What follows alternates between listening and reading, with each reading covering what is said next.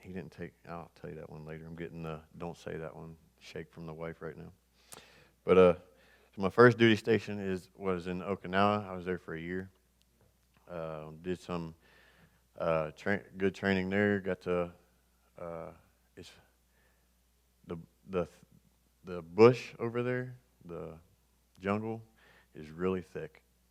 Uh, you can literally be about 2 foot from somebody and they never know you were there, which is fun if you're on the attack end of things. Uh, but we also, I mean, we would do some recon type training, and at night we'd crawl out in the middle of a regular public highway, sit there in the middle of the highway, take notes, just crawl back. Nobody ever knew we were there. Um, yeah. So from there, I went to one of the things I got to do while I was in Okinawa was got to go to believe it was the 65th anniversary of Iwo Jima. So I got to go up top Mount Suribachi, you see in the movies, if you ever watch war movies about Iwo Jima, you see them stuck on the big sand dune, the black sand, they didn't have color, it's literally black sand. So I got to run up that, got some sand from Iwo Jima, got some pictures from being on top of Mount Suribachi, got to go through some tunnels. The caves literally go throughout the whole island. And there's actually from the sulfur and stuff, from the volcano, preserved some of the bodies that were in there.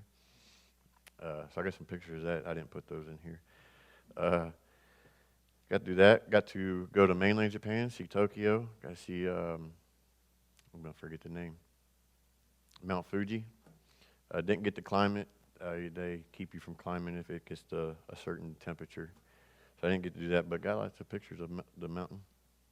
Was there for 45 days, and this is why I hate rain. I cannot stand rain. For 30 of those 45 days, it was 45 degrees and raining. Miserable. Came back from there. Got stationed at Camp Lejeune. Did some deployments from there. Got to go to Yuma. Be a part of building the wall on the border of Arizona and Mexico. That was interesting. Get shot at by Mexicans and can't return fire. So got to do that. Got to see some neat things down there. And then from there it was Kuwait and then Iraq. Marriage in the Marine Corps is not easy at all. Any military branch for that matter. Out of the 4 years that we were married while I was in, we were together a total of a year and a half. I was constantly on the go. They tell you to go to the field for a week or two, you go. They tell you to go here, you go. You don't have a choice in where you go or what you do. There's a saying that said in the Marine Corps that if the Marine Corps wanted you to have a wife, they'd issue you one. So they don't really. It got better towards the Iraq deployment. They don't really give much thought to your spouse, kids, what have you. So these guys that have a wife and kids, they just have to go. Seeing guys have to say goodbye to their little kids when we were getting ready to leave for Iraq, that's hard to watch. What do you tell your 5-year-old? Got to go. Hopefully I see you again.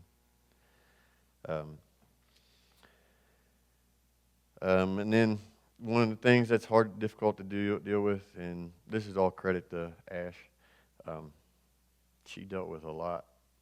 Because again, if they say go, you go. Can't. She might not want to. She might. Well, can't you do this? Can't you do that? Hands are tied. But when I come back from Okinawa, I was used to 24/7 Marine Corps. You go to work, Marine Corps. You go back to the barracks, Marine Corps. The way you dealt with people was you were dealing with Marines. You dealt with them as Marines. So you come back to the stateside and you get to go home after work, go home and be a husband finally. And you're rough around the edges. You're used to dealing with things a certain way, and it takes a while to realize that she's not a Marine to deal with. She has to be dealt with as my wife and a lady, and not been trained to be a Marine, so she's that caused some friction. And then obviously when I got back from Iraq, things were different. But how the Marine Corps trains you mentally, and I literally have there's this band you put on your Kevlar when you go to Iraq, and it's got reflective stuff on the back. They call them cat eyes, and you see a lot of guys writing on them. I literally have written on mine, kill them all, let God sort them out. That's the mentality you go with. You're trained to be the baddest, most ruthless person on the battlefield, fearless, just go. Leading up to Iraq, I didn't even want to fill out a will. Can you imagine being 19 and having to fill out a will? It's kind of crazy. But I didn't want to. I always just felt like I was going to come back. I wasn't scared. I mean, I was nervous. If you're not nervous, you're wrong. But just always felt I was going to come back. Just had a peace about it. And I remember driving on the base one day, leading up to leaving and having a discussion with a buddy, and thinking, man, it'd be awesome to actually get involved in some combat, maybe get a Purple Heart, as long as you know you're going to live through it. Be careful what you wish for. You know, I wished growing up to be able to get as far away from my parents as possible. I ended up in Okinawa. I want to see combat. Got to see combat. Thankfully, I didn't get a Purple Heart because I didn't know what I was asking for. But in the last workup, they give you simulated paintball rounds. I actually got shot right point blank in the middle of my helmet. So that was comforting to come home. And she said, what's that? I'm like, yeah, got shot. But so you get to Iraq. You go from Camp Lejeune to Kuwait. You're there for about a week or two. They give you a little chance to acclimate. And then you go to Iraq. It's a different mindset in combat. When my squad, there's the picture with a bunch of guys. We got detached from our unit, that one. Got detached from our unit and sent over to the 3rd 509 Army, and we was operating in a small city inside Fallujah called Al-Karma. At the time, there hadn't been a coalition force there in 2 years. So it was pretty rough. But when you roll out the gate and you hit the lock and load, you don't know if you're coming back. So it's hard to explain, but when you get out there and you're on patrol, whether it be you do a foot patrol, mounted patrol, which would be a vehicle, your mindset's just different. Things that are funny there aren't funny here, and things that you do and say there you wouldn't do or say here. She's going to shake her head, so I'm not going to look at her. But you got kids waving at you and adults waving at you, being friendly one time. And you come back through, they're shooting at you, throwing rocks at you. So we had Jolly Ranchers. Jolly Ranchers is a hard candy. And they'd want candy. They always wanted candy. You know, you think you would just flip it out like a parade or whatever. No. You take that Jolly Rancher and you just bean it at them. Different mindset.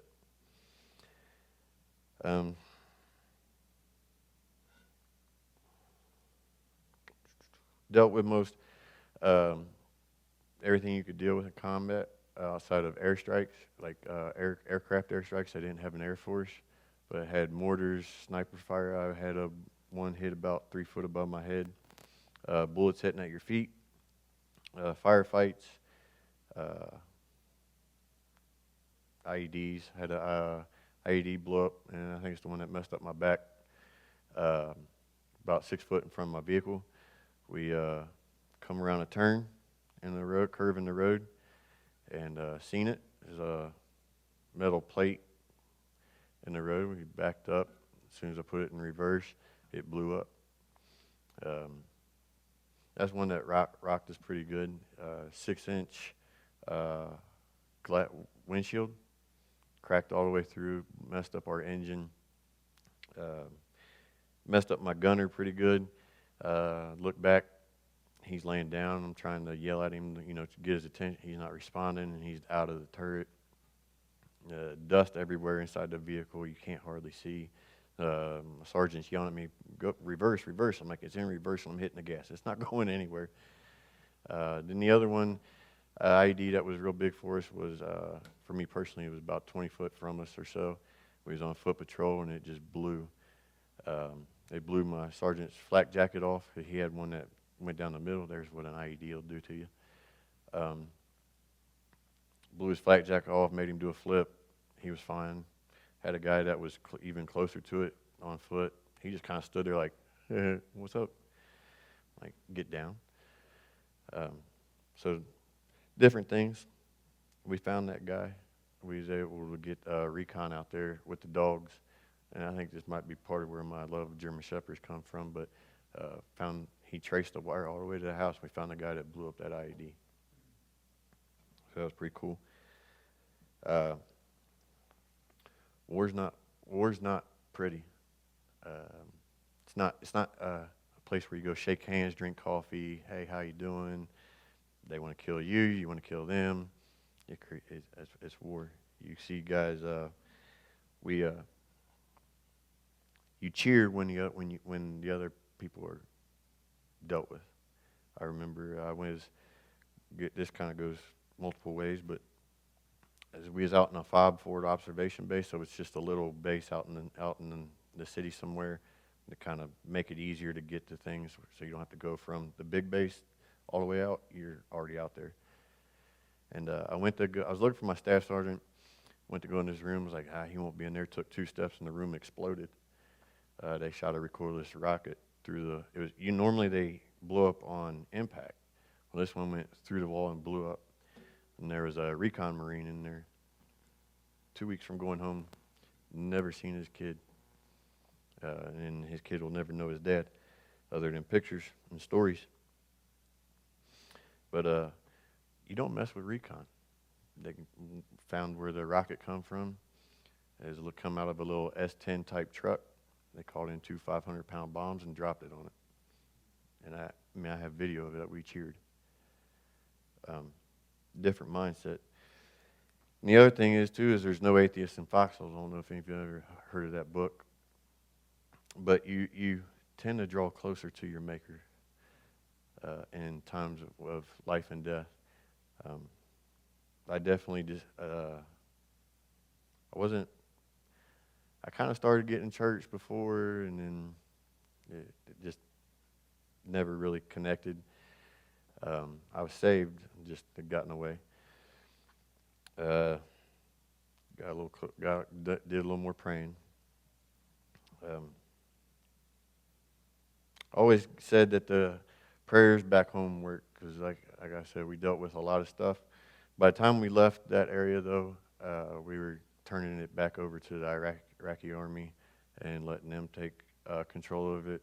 The locals were coming out, giving us intel where the insurgents were. We go do a raid, so we were able to clean it up. So we were able to do some good. But after Iraq, I come back. It was September. I got out early in December because you can save up your vacation or leave days. My actual EAS date was January. I had about 30 days saved up. I got out in December, just took leave and checked out. So I got back September, checked out December of 2007. Actual end date was 2008. It's kind of funny, your end date is 2008, but there's this little asterisk on your contract that says from 2008 to 2012, we can call you back at any time. So you hear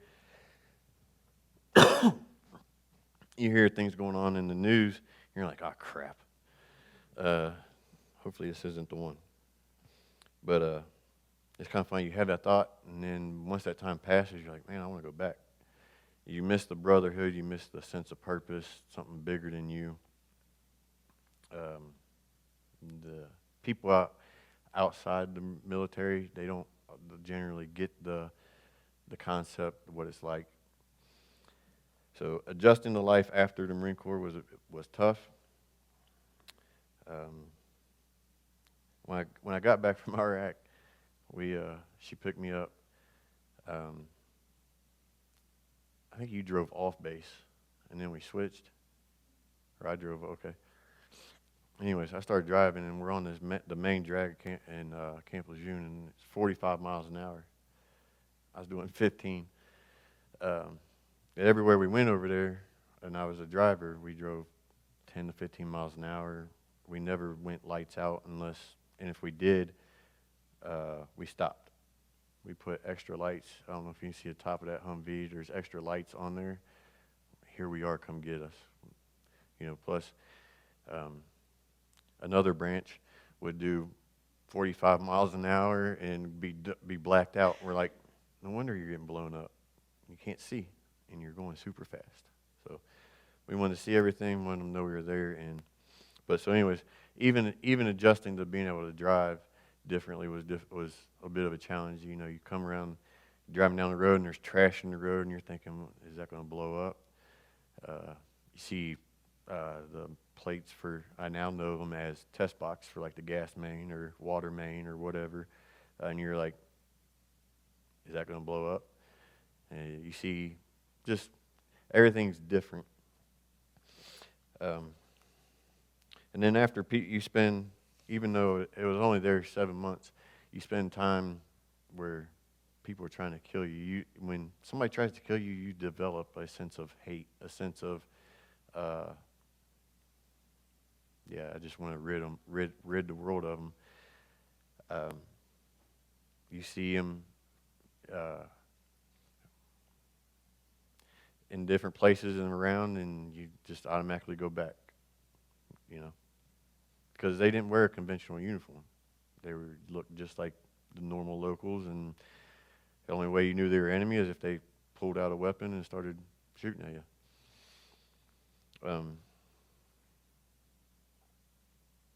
So I didn't know it, but I was different when I got back. I didn't want to accept it, I guess. I don't know. I didn't feel like I was different. I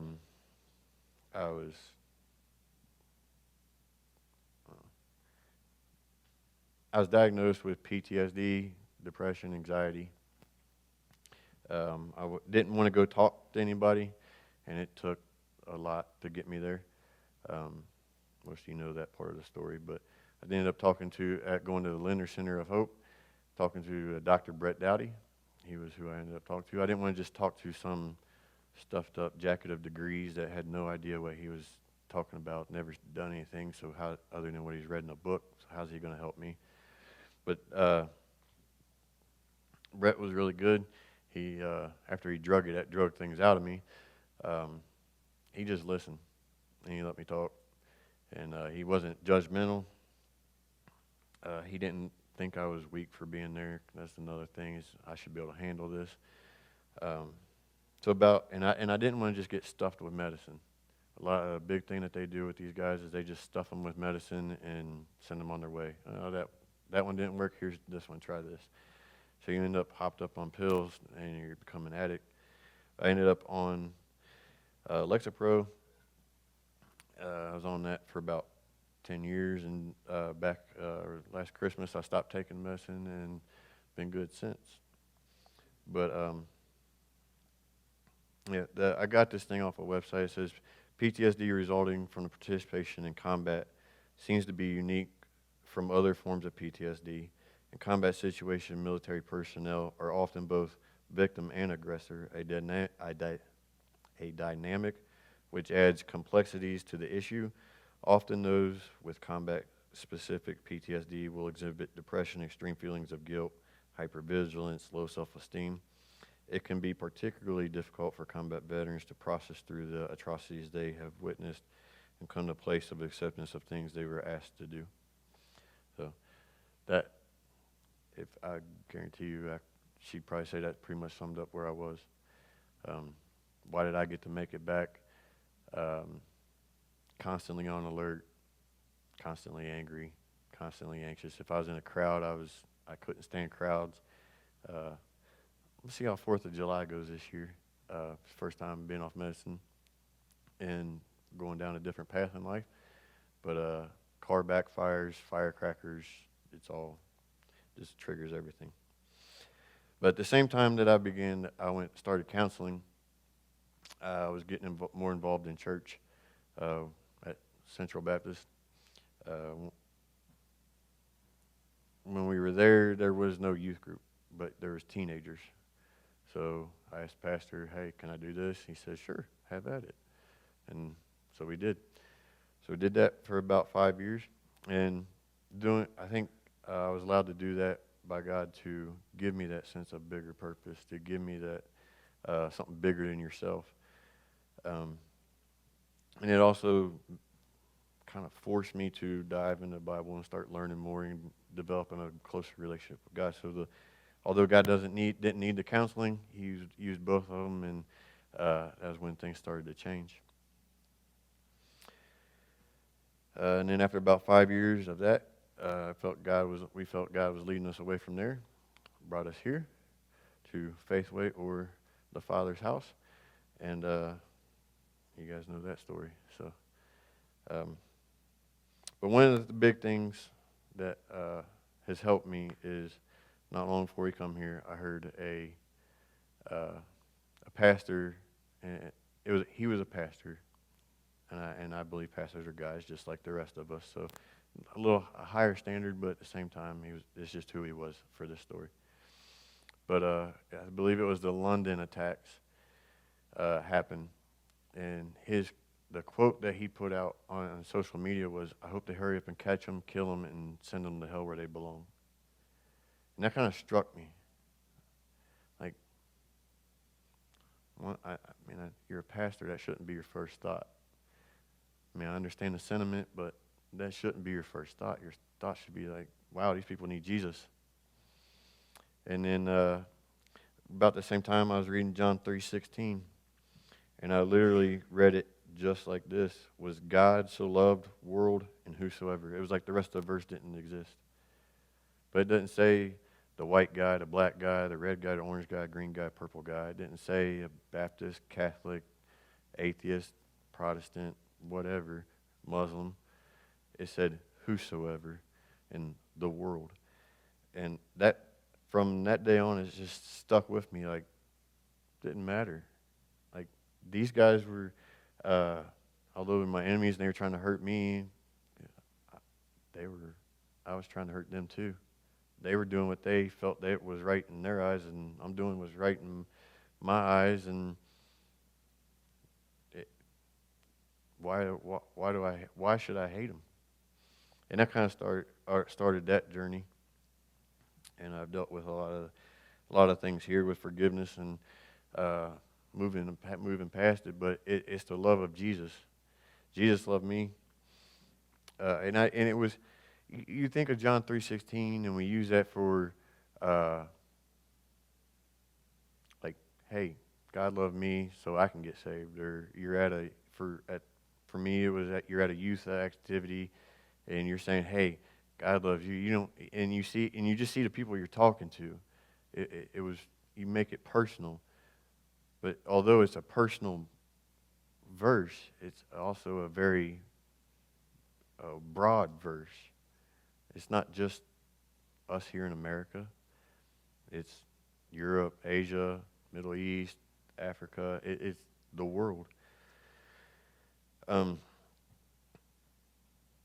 that was that, and shortly after I started, got that, I was working at a place called Advantage, and then there was a gas station. I went to get go figure, Mountain Dew, and they were in there. It was Middle Eastern descent type people. They were having a conversation about creation, and whether it was real or not, or if there was a God or not. So I was able to I just felt God saying, go talk to him. So luckily I worked for a generous company at the time. I stood there for about a half hour, 45 minutes, just being able to talk to him, and I pulled out my Bible app on my phone and went through that stuff with him. So it doesn't matter. It doesn't matter what color you are, what religion you are, what you claim. Jesus loves everybody, whosoever in the world.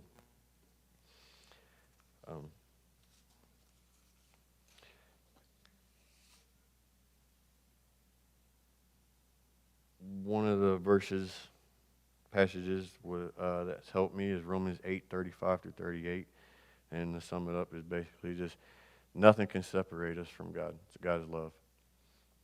No matter what we've done, how much we hated somebody, how much they hated you, no matter what you've done, you can't be separated from God's love. And He protects you. One of the verses used before I went to Iraq was Psalms 144, verse 1. Is, praise the Lord, who is my rock, trains my hands for war, and gives me fingers skill for battle. You can also take that from a physical and put that in a spiritual. He gives you the gifts, I'm not for messing that up, but gives you the gifts you need, the tools you need to fight the spiritual battles. And part of that is then being brought here, being shown those things.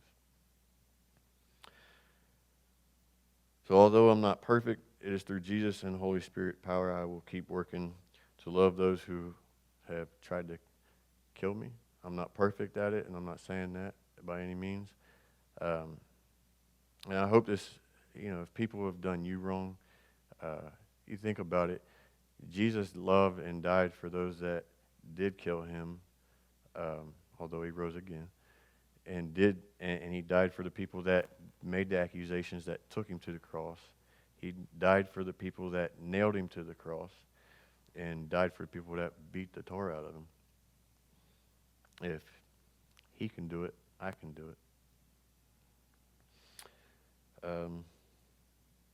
So if you want to go to the pictures real quick. So that's the squad that I was in Fallujah with. They called it the Death Squad. So that's the first picture right when we got to Fallujah. And that's what a IED will do to your vehicle. Those windshields are about 6 inches thick, and they were cracked all the way through. The stuff you see on the hood, that's the oil. It blew the oil pan up.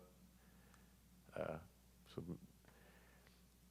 my buddy, Jason Rogers, he's probably the closest person I was to my time in. He was killed in Afghanistan in April 2011. He's the main reason for the tattoo on my arm. I also have a few other guys. I'll name them here in a minute. Those are my awards that I earned. So top one is combat action. So from left to right, on the next row is the Navy Marine Corps Presidential Citation ribbon. The next one is the Navy Unit Commendation ribbon. The next one is the Marine Corps Good Conduct ribbon. The Marine Corps You Didn't Get Caught ribbon. The next row, again from left to right, is National Defense. The one in the middle is the Iraqi Campaign. The one on the far right is the Global War on Terrorism Expeditionary. It means you went somewhere during that time. And then on the last row is the Global War on Terrorism Service. Basically, you were in the military during the time of the conflict. The one in the middle is the Sea Service Deployment. Basically, I went somewhere overseas. And then the last one is the Navy Marine Corps Overseas Service ribbon. I was stationed in Okinawa.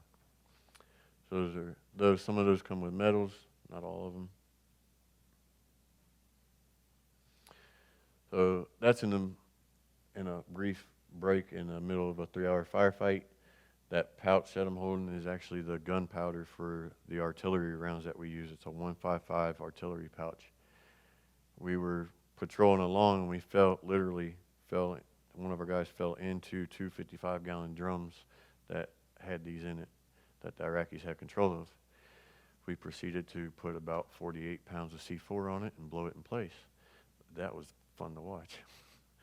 A quick story to go with that one is I told my staff sergeant that I'm going to take my guys, we're going to go across this field, take this house that's over here. And after some convincing, because he thought we were good to stay right there for some reason, I took my guys, and that was in a As you can tell, they had grass there. They had water coming through there, some river, and took one step out and just got cup buried up to my knee. And they looked at me like, yeah, that's the point, man. But I got over to that house. It was just chaos. It was an aluminum door, so you check it, make sure there's it's not rigged. But kicked it in, and there was a wall here, and it went wow, pow, right back in my face. Good times.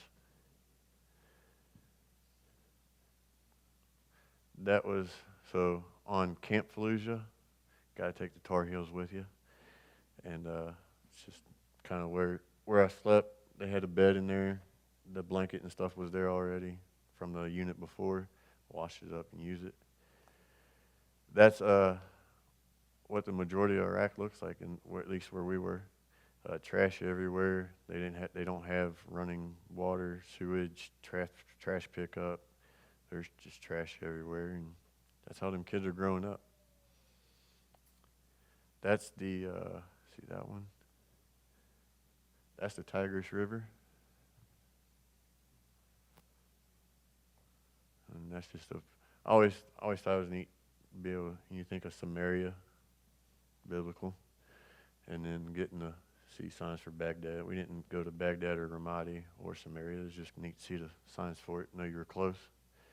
And then that's the night I got back, sick as a dog. I wanted apple pie, a cold 20-ounce Mountain Dew, Pizza Hut, Rice Krispie treats. Couldn't taste none of it, but I ate it. So before you get on a helicopter, you gotta go through some training. That's what this is a picture of over in Okinawa. So the blue thing there, they take that, and you have to be able to jump out of it. So that's me jumping out of it.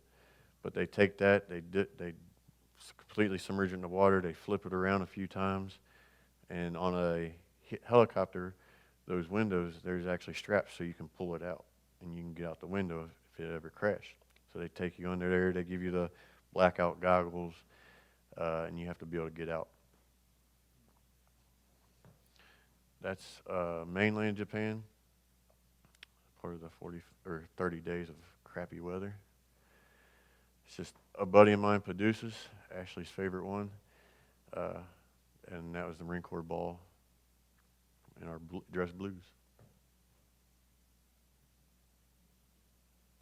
All right. There's a few pictures. But this weekend, always keep John 15:13 in mind. No greater love hath a man to lay down his life for his friends. This weekend is about those guys that didn't get to come back. When you join the military, you write a check for up to and including your life. The Memorial Days for the guys that paid the full price. So I had Rogers up there, Staff Sergeant Rogers. He was KIA. Corporal Ruse, I went to high school with. Sat right next to him at Diamond Oaks. He was KIA. Sergeant Johnson, I was with in Okinawa. He's KIA. And then there's a few more. But the other thing I wanted to kind of go in with everything I talked about is these two, and although I don't condone it, it's a fact of life. They killed themselves because of things that they just couldn't handle it anymore. But Corporal Hallett and Lance Corporal Swaney. Swaney was actually from up in Dayton. So he called me a couple times. I guess I wasn't able to be enough help. But that's all I got. Anybody got any questions?